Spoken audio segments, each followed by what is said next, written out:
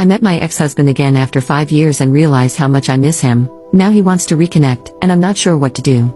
I, 36F, went to my best friend's Christmas/her husband's birthday party on the 24th and met my ex, 38M, there for the first time since our divorce. Apparently, he is one of my BFF's husband's co-workers. He didn't know I would be there and was as surprised as I was. We made some small talk, and then I hopped over to chat with another friend. During the evening, we bumped into each other a couple of times. He made some jokes, but most of the time, I tried to avoid him. Yesterday, my best friend sent me a screenshot in which my ex asked her husband for my number in case I wanted him to have it, because he wanted to ask me out. The thing is, nobody in this city knows that we were once married. When I moved here 5 years ago from the other side of the country, I never mentioned my divorce. He didn't either. So now my friend and her husband want to hook us up because you seem to have such great chemistry at the party.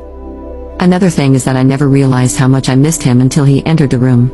Our relationship was a mistake. We got married because we were the only unmarried couple in our social circle, and everybody else was already having babies.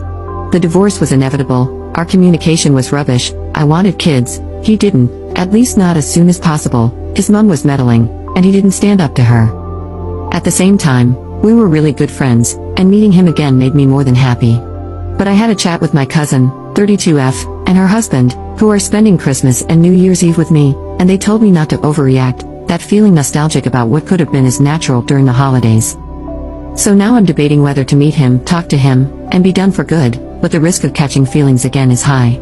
He did look better than 5 years ago and finally left his hometown to work for his dream business, something I told him to do years ago. Am I exaggerating or overreacting? What should I do? Update 20 days later. After posting, I really wanted to answer your comments, but I got distracted. However, I read them, thought about them, and applied some. This is what happened. Shortly after posting and before replying to my best friend's message, I ran into my ex at the supermarket. We had a short talk, everything was collegial, and since I didn't want to jump to conclusions without talking to him, we went for coffee afterward. Long story short, we agreed to stay on friendly terms for our own good. He admitted that he felt extremely sentimental after our last meeting, and I admitted feeling both giddy and panicky at the same time.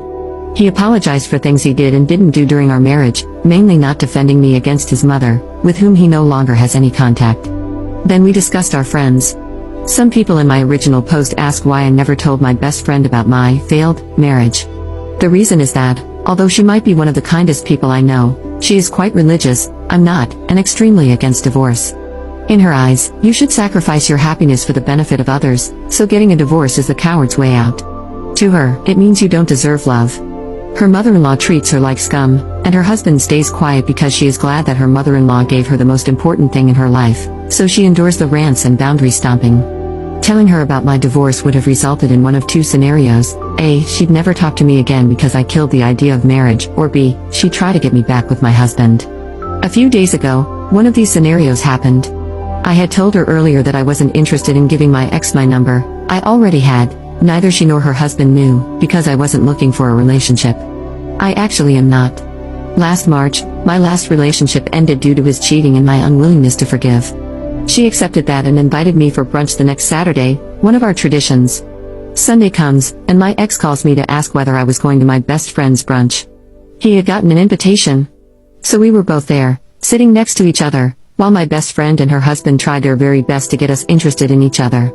It felt like a scene from a really bad movie, like that one in When Harry Met Sally when they go on a double date.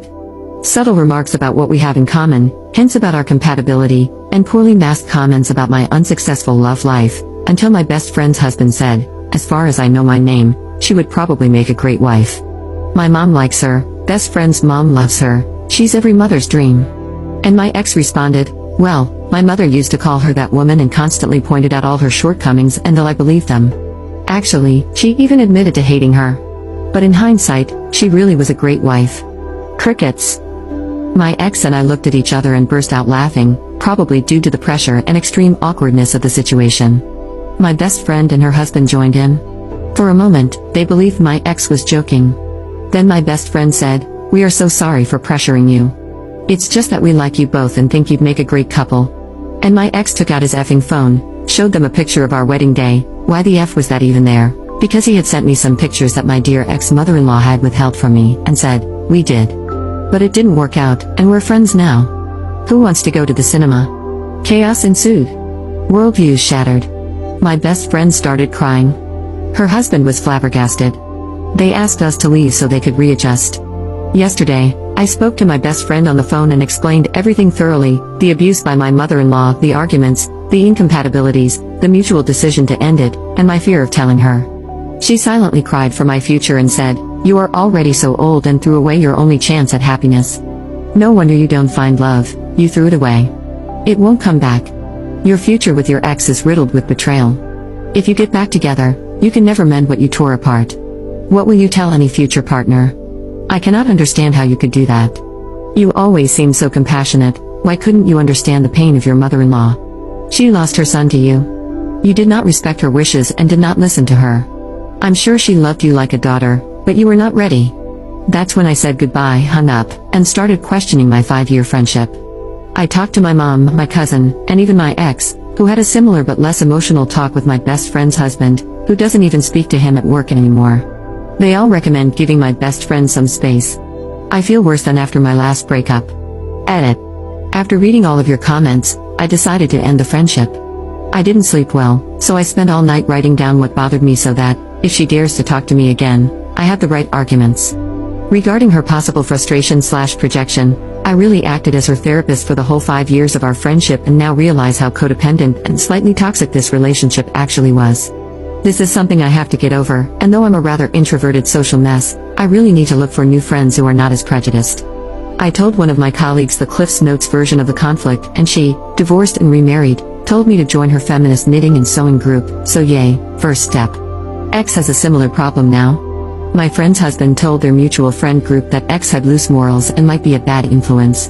Because this is kindergarten, some of them blocked X on social media, some asked him what crime he committed, and only one told him that A, BF's husband is extremely overreacting, and B, he still wants to hang out with X no matter what. So we're now in the same find friends boat.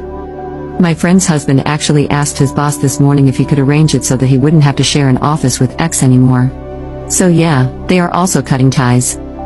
And to the comments asking which culture we/they belong to, we're all generic Europeans. X-friends just belong to a strange Christian church, Protestant, not even Catholic.